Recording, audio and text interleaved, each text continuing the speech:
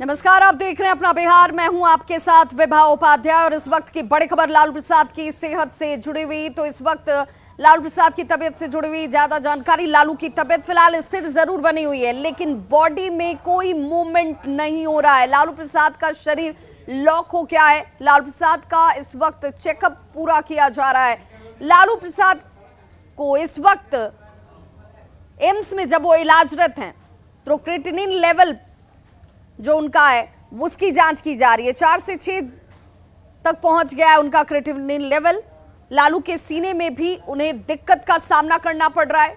दिल्ली के एम्स में लालू प्रसाद इस वक्त भर्ती हैं। कल रात 11 बजे उन्हें पटना के पारस अस्पताल से एयर एम्बुलेंस के जरिए दिल्ली लाया गया, जिसके बाद दिल्ली एम्स में उनका इलाज इस वक्त होता हुआ। लेकिन इस वक्त जो डॉक्टरी जानकारी सामने आ रही है, डॉक्टरों के हवाले से लालू प्रसाद का शरीर लॉक हो गया है।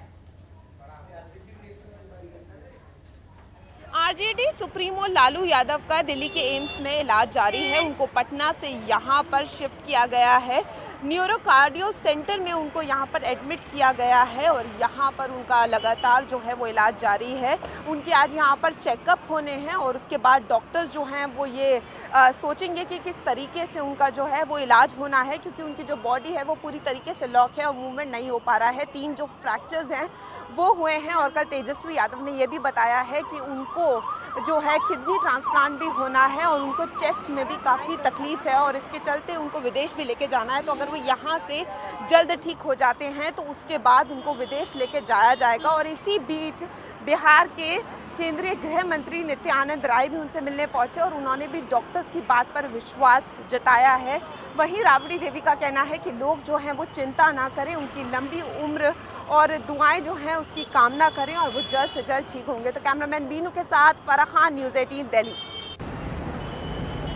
और हमारी सहयोगी फराह खान इस वक्त हमारे साथ दिल्ली एम्स से सीधे लाइव जुड़ गई हैं। फराह, जिस तरह की डॉक्टरी जानकारी सामने आ रही है, लालू प्रसाद का शरीर लॉक हो गया है, इसे आम भाषा में कैसे समझें, क्या जानें?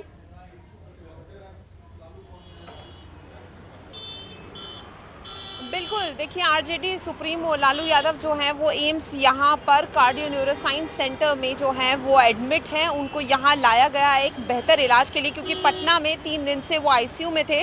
उसके बाद उन्हें यहाँ लाया गया और यहाँ लाने के बाद ये पता चला है कि उनकी बॉडी में जो है वो मूवमेंट नहीं हो रही है, पूरी तरीके से जो है बॉडी लॉक हो गई है। वो पहले ही बहुत सारी दवाइयों पे हैं और साथ साथ उनका जो है वो किडनी ट्रांसप्लांट भी होना है और चेस्ट में भी काफ़ी जो है उनको दिक्कत है।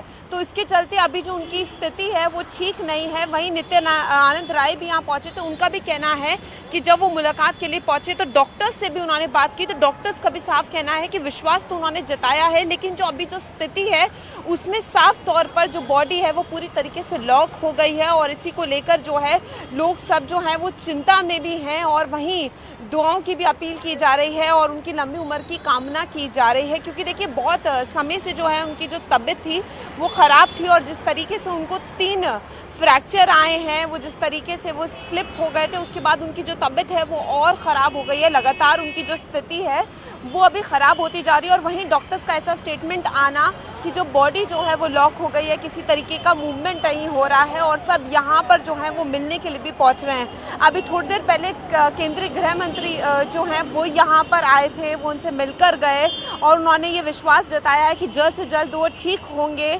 मेडिकल बुलेटिन को लेकर कोई जानकारी मिल रही है कि उनकी सेहत कैसी है, इस वक्त क्या हालात हैं, डॉक्टर क्या कह रहे हैं, क्या कोई मेडिकल बुलेटिन भी बहुत जल्द जारी की जाएगी?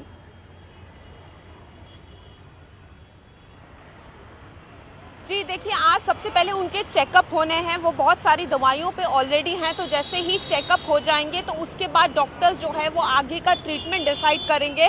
और अभी करंटली जो है वो बॉडी पूरी तरीके से लॉक है, कोई मूवमेंट नहीं है, तो उसके लिए सारे चेकअप होना बहुत ज़रूरी है, इसलिए उनको यहाँ रेफ़र किया गया है। आज सारे चेकअप होंगे, उसके बाद डिसाइड किया जाएगा कि किस तरीके से जो ट्रीटमेंट है वो आगे जाए, क्योंकि देखिए दवाइयाँ भी बहुत सारी चल रही हैं। जैसा मैंने आपको बताया कि उनका किडनी का भी जो है वो बहुत ज़्यादा प्रॉब्लम है, उसका ट्रांसप्लांट होना था, वो अभी इस बीच में रुक गया है, उनको विदेश जाना था, चेस्ट में भी पेन है, तो उसके चलते भी काफ़ी सारा मेडिकेशन है, तो वो सारी चीज़ों का पहले चेकअप होगा, उसके बाद लालू परिवार की तरफ से कौन कौन लोग अभी इस वक्त मौजूद हैं वहां पर, किन किन लोगों की मौजूदगी एम्स में आपको नजर आती है?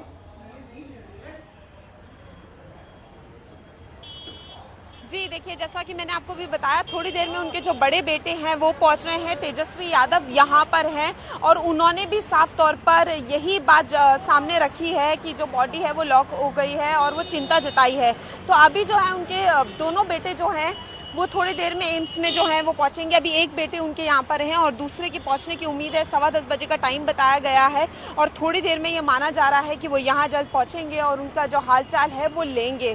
तो देखिए, जो घर वाले हैं वो भी यहाँ पर लगातार हैं और आपको बता दूं कि हर कोई उनके लिए कामना कर रहा है। राबड़ी देवी ने भी लोगों से ये कहा है कि चिंता ना करें, लोगों को इस टाइम दुआ करने की ज़रूरत है, दुआ करें और उनकी लंबी उम्र की कामना करें, क्योंकि जो स्थिति है वो ठीक नहीं है। नित्य आनंद भी न्यूज़ 18 से बात करते हुए यही कह के गए हैं कि अभी डॉक्टर्स भी जो हैं वो लगातार विश्वास जो है वो जता रहे हैं, कह रहे हैं कि जो कंडीशन है वो स्टेबल होगी। हालांकि अभी जो है वो उम्मीद सिर्फ डॉक्टरों पर ही रखी जा रही है, क्योंकि अभी जो कंडीशन है वो किसी भी बिल्कुल। और अब जब उनकी जांच आज शुरू की जाएगी, तमाम जब जांच पूरी हो जाएगी उसके बाद डॉक्टर्स मेडिकल बुलेटिन जारी करें, ऐसी उम्मीद भी लोग लगाए बैठे। बहुत बहुत शुक्रिया फराह खान इस तमाम जानकारी के लिए। तो जो स्थिति इस वक्त डॉक्टरी जो जानकारी सामने आ रही है फिलहाल वो ये कि लालू प्रसाद का शरीर लॉक हो गया है, जो चिंता की बात जरूर है, लेकिन लगातार जो उनके चाहने वाले हैं, जो उन्हें मानने वाले हैं, वो दुआएं कर रहे हैं कि लालू प्रसाद जल्द से जल्द स्वस्थ हों और एक बार फिर उनके बीच उनकी मौजूदगी हो।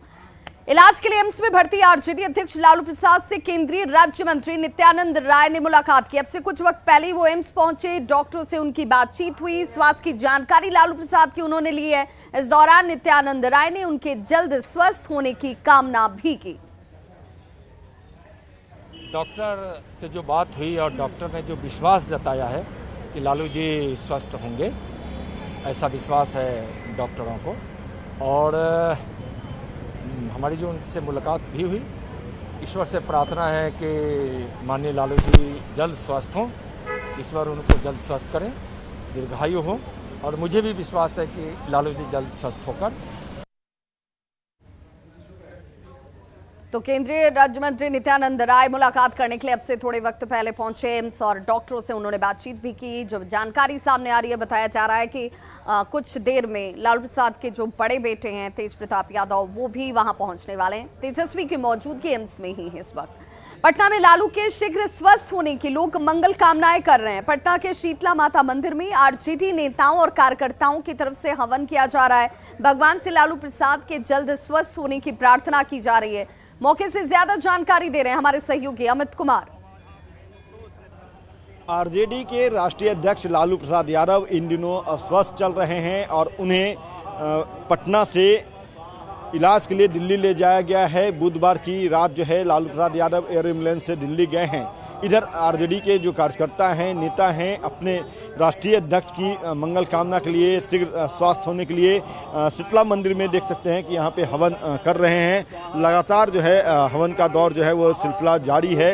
108 हवन जो है वो यहाँ पे किया जा रहा है। जो पुरोहित हैं उन्होंने पूरे विधि विधान के साथ मंत्रोच्चारण किया और उसके बाद लालू प्रसाद यादव के जो दीर्घायु के लिए, स्वस्थ होने के लिए ये जो है हवन की जा रही है।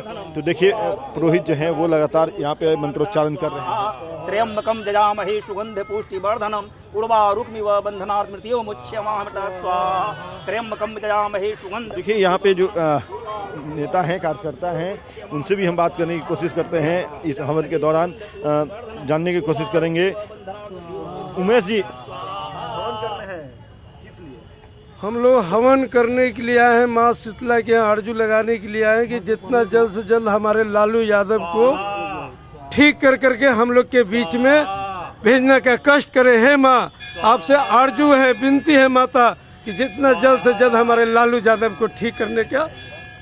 बली भी हैं, बली जी से बात करते हैं। बली जी, क्या कामना कर रहे हैं? हम लोग राष्ट्रीय अध्यक्ष का स्वास्थ्य का कामना कर रहे हैं, क्योंकि पूरे बिहार के गरीब पूरे लालू जी की तरफ देख रहे हैं। माता शीतला से हम लोग निवेदन करते हैं कि हे माँ, हमारे लालू जी को जल्द से जल्द ठीक करके हम लोग के बीच में फिर से बीच में भेजें। अरुण यादव जो हैं, भाई अरुण अस्पताल में भी थे, यहाँ हवन भी कर रहे हैं। अरुण जी, क्या कामना? कामना यही है कि हमारे बीच गरीबों का मसीहा, हमारे भगवान जो है वो जल्द आए और लोगों का कल्याण करें, क्योंकि लालू जी का के लिए लोग, बिहार के लोग, दलित, पिछड़ा, सब तमाम वर्ग के लोग जो है वो प्रार्थना कर रहे हैं। और हमारे नेता तेजस्वी जी ने भी कहा कि आप ये हवन का दौर कब तक चलेगा? ये हवन का दौर अभी चलेगा, हवन का दौर चलेगा।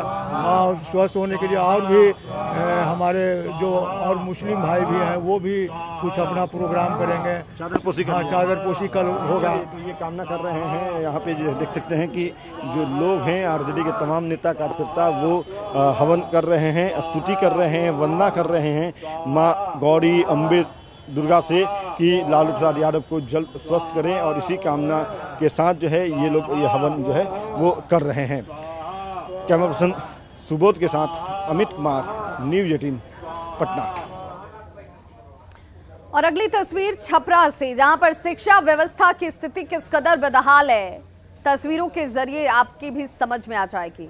संसाधनों की कमी के कारण बच्चों के साथ साथ शिक्षक कितनी परेशानी का सामना कर रहे हैं, ये जरा तस्वीर देखते चलिए। छपरा कचहरी रेलवे स्टेशन के पास सरकारी स्कूल है। ये 2 कमरों के सहारे ये स्कूल संचालित हो रहा है, लेकिन बात यही खत्म नहीं होती है। बच्चे खुले आसमान के नीचे यहाँ पढ़ने को मजबूर हैं। 3 स्कूलों का एक साथ यहाँ इस 2 कमरे के स्कूल में संचालन होता है। कमरों के जर्जर भवन हादसे को खुले तौर पर आमंत्रण देते हैं। कभी कोई हादसा हो जाए तो आश्चर्य नहीं, क्योंकि ये स्कूल खुद ही अपनी बदहाली पर आंसू बहा रहा है। स्कूल भवन की दयनीय हालत को देखते हुए बारिश के मौसम में स्कूल को का जो वक्त है, ज्यादातर वक्त स्कूल बंद ही होते हैं। लोगों के मुताबिक 1982 से ट्रैफिक कॉलोनी में संचालित मध्य विद्यालय में 1988 से 2 अन्य सरकारी स्कूलों को शिफ्ट कर दिया गया, और यही वजह है कि यहाँ पर बच्चों की संख्या इस स्कूल की क्षमता से कहीं ज्यादा है। खुले आसमान के नीचे बच्चे पढ़ने को मजबूर हैं और जर्जर भवन हादसे को निमंत्रण देता हुआ साफ तौर पर। 1982 में आया है बाल ज्योति संस्थान मिडिल स्कूल में, और 1988 में महिला शिल्पा और प्राइमरी स्कूल में। मतलब एक बिल्डिंग में 3 स्कूल, बच्चे भी नहीं जान पाते। बहुत दिक्कत होती है, बहुत दिक्कत होती है। हम लोग दरी रखे हैं, उसी पर बिठाते हैं। और बारिश होने को, जैसे अभी मौसम है तो बारिश होने को होती है तो बच्चों को छोड़ देते हैं। तो इस समस्या से कभी आप लोगों ने ऊपर पत्र वगैरह नहीं लिखा, बोला नहीं अधिकारियों को? आए थे, बीओ सर आए थे, तो उनसे हम लोग कहे तो बोले कि अच्छा इस पर हम लोग ध्यान देंगे। वो अफसर आता है, उनसे कहते हैं तो वो कहता है लोग कि पढ़ाइए इसी तरह करिए, हो जाएगा हो जाएगा, होता नहीं है। दिक्कत क्या क्या होती है बच्चों को यहाँ पर? बच्चों को बैठने की दिक्कत होती है, धूप में बैठते हैं बच्चे, टीचर को बैठने के लिए जगह नहीं है, शौचालय नहीं है, सर बैठने के लिए जगह नहीं है और बच्चे सब छत पर बैठते हैं। और क्या क्या पड़ता है? बाथरूम की सुविधा नहीं है। स्कूल हम कहें क्यों, जहाँ पर न तो भवन है, न बेंच है, न डेस्क है, न शौचालय का इंतजाम है, लेकिन कक्षाएं 3-3 चल रही हैं। बच्चे पहुंचते तो जरूर हैं, लेकिन किन हालातों में बच्चे पढ़ रहे हैं। शिक्षक पढ़ाने में अपनी विवशता जाहिर करते हैं और रही सही कसर बारिश पूरी कर देता है। अगर बारिश हो गई तो बच्चों की छुट्टी कितनी लंबी होगी, इसका अंदाजा आप लगा लीजिए। बड़ी खबर समस्तीपुर से, जहां पेट्रोल पंप पर अपराधियों ने फायरिंग की और अपराधियों की फायरिंग में पेट्रोल पंप कर्मी बाल बाल बच गए। वहीं फायरिंग करने के बाद अपराधी यहां से आराम से पिस्टल लहराते हुए फरार हो गए। इस घटना के बाद पूरे इलाके में दहशत का माहौल है। वहीं मामला अब जांच के दायरे में है। पुलिस ये कह रही है कि हम तहकीकात कर रहे हैं।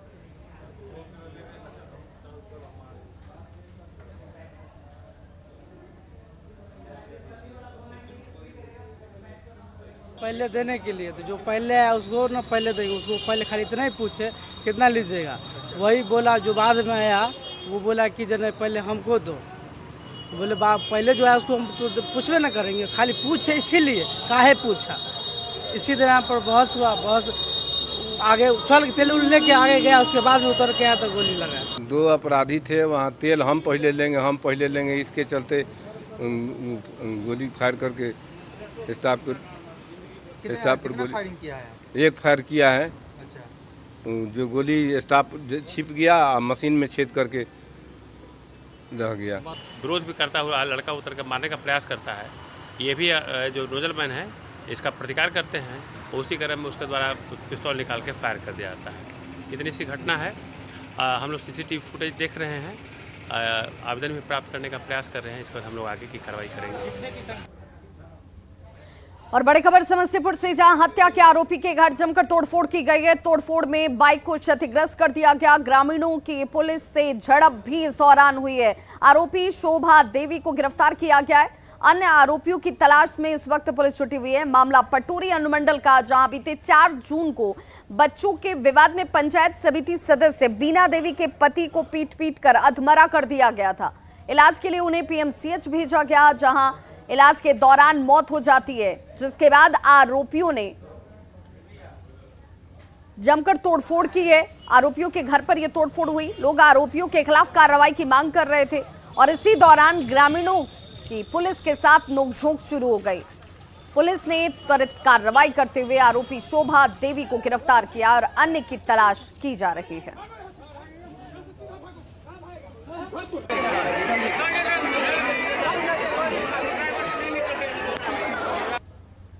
इनका भी बच्चा जा रहा था, वो पाठक जी है मनियर में, उनका भी बच्चा जा रहा था पढ़ने के लिए। स्कूल में जो है सो बच्चा सबका झगड़ा हुआ है ना। एक दिन तो दोनों आदमी का समझौता, माने बच्चा से लड़ लिया। एक दिन जो है सो इस तरह को हुआ, जब बच्चा माने गाड़ी से आ रहा था या जा रहा था, स्कूल पढ़ने के लिए जा रहा था या आ रहा था, उसमें ड्राइवर भी है, मास्टर भी है ना। उसमें से बच्चा खींच करके जो है ये अपने दरवाजे पर मारे। वो जो है ना, पहले विपक्ष के तरफ से मारा गया, तो उन्हीं को समझाने के लिए गए थे, तो इसी दौरान जो है सो हमला कर दिया एकदम से अचानक। और उसी दौरान जो है सो हमला होने के बावजूद भी बातचीत होने के लिए थम गया था। उसके बाद क्या हुआ कि पीछे से जो है उनका लड़का आकर के सर पे मोटा सा सरिया था, उससे मार पूरी बात। वो लड़का में जैसे झगड़ा हुआ स्कूल में, जैसे सुने जैसे, हाँ, और मारपीट किए, जैसे समझौता में गए, वही मारपीट की दिक्कत दी है। जैसे कैसे मौत हुई? और अब बात पूर्व केंद्रीय मंत्री आरसीपी सिंह की। राज्यसभा की सदस्यता खत्म होते ही आरसीपी सिंह ने केंद्रीय मंत्री पद से भी इस्तीफा दे दिया है। सवाल उठता है कि अब आरसीपी सिंह क्या करेंगे, क्योंकि जेडीयू के नेताओं से उनका मनमुटाव जग जाहिर है। वो कह चुके हैं कि वो किसी के हनुमान नहीं है और उनका नाम रामचंद्र है। ऐसे में सवाल ये भी कि क्या वो अब बीजेपी का झंडा थामेंगे। मुख्यमंत्री नीतीश कुमार जी ने आरसीपी बाबू के बारे में कहा था कि 7 जुलाई तक उनका राज्यसभा का कार्यकाल है। 7 जुलाई के पहले ही 6 जुलाई को उन्होंने अपना केंद्रीय मंत्रिमंडल से त्यागपत्र दे दिया है और अब आगे आरसीपी बाबू के लिए स्वयं का मार्ग चुनना है। वो क्या करते हैं नहीं करते हैं, यह उन पर निर्भर करता है। ये भाजपा और जदयू का अंदरूनी मामला है। सवाल सिर्फ इस्तीफा का नहीं है, सवाल इस बात का है कि भारतीय जनता पार्टी की अपने पार्टनर दलों और व्यक्तियों के साथ किस तरह का यूज एंड थ्रो की नीति रहती है। भारतीय जनता पार्टी इस्तेमाल करो और फेंक दो की नीतियों के कारण लगातार बिहार की राजनीति में मुकेश सहनी का इस्तेमाल किया, चिराग पासवान का इस्तेमाल किया, आरसीपी का इस्तेमाल किया और अब खतरा इस बात का है कि वो कहीं इन लोगों के साथ नीतीश कुमार के साथ भी वैसे ही। देखिए, ये बात तो किसी से छुपी नहीं है कि भाजपा ने आरसीपी सिंह जी को बिहार में ऑपरेशन लोटस में लगाया था और उन्हें जदयू तोड़ने की जिम्मेदारी दी थी। इस काम में वो सफल नहीं हुए, इसलिए अब भाजपा तो उन्हें कुछ पूछने वाली नहीं है। रही बात जदयू की, तो जदयू में अध्यक्षों का क्या हश्र होता है आपको नहीं पता है। वो एक आदमी की पार्टी है नीतीश कुमार की, वहां अध्यक्ष का क्या मतलब है। दिग्विजय सिंह जी के साथ क्या हुआ, जॉर्ज फर्नांडिस जी के साथ क्या हुआ, शरद यादव जी के साथ क्या हुआ, आपको नहीं पता है। समता पार्टी से लेकर जदयू तक यही तो सबका हश्र होता रहा है, जो अभी आरसीपी का हुआ। केंद्रीय मंत्रिमंडल से आरसीपी सिंह जी के इस्तीफे के बाद जदयू उनके लिए क्या दायित्व तय करता है, ये जदयू का आंतरिक मामला है। वो जदयू के राष्ट्रीय अध्यक्ष रह चुके हैं, जदयू के कोटे से केंद्र में मंत्रिमंडल में मंत्री रहे हैं और प्रशासनिक अधिकारी भी रह चुके हैं। तो उनसे पार्टी किस तरह का काम लेगी, ये पार्टी के सर्वमान्य नेता श्री नीतीश कुमार जी ही तय करेंगे या उनके संगठन के मुखिया तय करेंगे। ब्यूरोक्रेट से राजनेता बने और वो राजनेता बनने के पीछे भी उनका नीतीश कुमार के साथ में वो रहे, नीतीश कुमार के विश्वसनीय रहे। जब वो उनके रेल मंत्री थे उनके कार्यकाल में, और उसके बाद से मुख्यमंत्री के कार्यकाल के दौरान भी कुछ दिनों तक वह उनके तो एज ए ब्यूरोक्रेट उनको काम करने का अनुभव है और वह बहुत ही अनुभवी हैं। दूसरी बात, राजनेता जब बने उसके बाद की आप छवि उनको देख लीजिए, संगठन को किस तरह से उन्होंने धारदार बनाया जब राष्ट्रीय अध्यक्ष के पद पर रहते। तो इंसान के जीवन में अंकों का बड़ा महत्व है और कई अंक तो ऐसे होते हैं जो कुछ इंसानों के साथ साथ हमेशा चलते हैं, या यूं कहें कि उस अंक के साथ उस इंसान का गहरा संबंध होता है। ऐसा ही अंक है 7, जो आरसीपी सिंह के साथ साए की तरह चल रहा है। 1958 में 7वें महीने यानी कि जुलाई में आरसीपी सिंह का जन्म हुआ। 2010 में 7वें महीने यानी कि जुलाई में ही आरसीपी राज्यसभा पहुंचते हैं। 2016 में 7वें महीने में आरसीपी सिंह दूसरी बार राज्यसभा पहुंचे। 2021 के 7वें महीने की 7 तारीख को केंद्र में मंत्री बनते हैं। 2022 साल बदलते जा रहे हैं लेकिन महीना 7वां ही 6 तारीख को राज्यसभा सदस्यता खत्म हो गई और 2022 के 7वें महीने की 6 तारीख को कुर्सी चली जाती है। पटना में जो बंगला छिन गया उसका नंबर भी 7 ही था। पटना में स्टैंड रोड में 7 नंबर के बंगले में आरसीपी सिंह 10 से 12 साल रहते हैं। तो 7 नंबर के साथ कुछ ऐसा ही संबंध है आरसीपी सिंह का, लेकिन इस बार 6 तारीख को ही पद छोड़ना पड़ा और उनके लिए ये तारीख अच्छी साबित नहीं हुई। खबरों का सिलसिला लगातार जारी है। आप बने रहिए न्यूज़ 18 बिहार झारखंड के साथ, क्योंकि यहाँ खबरों का सिलसिला कभी नहीं थमता।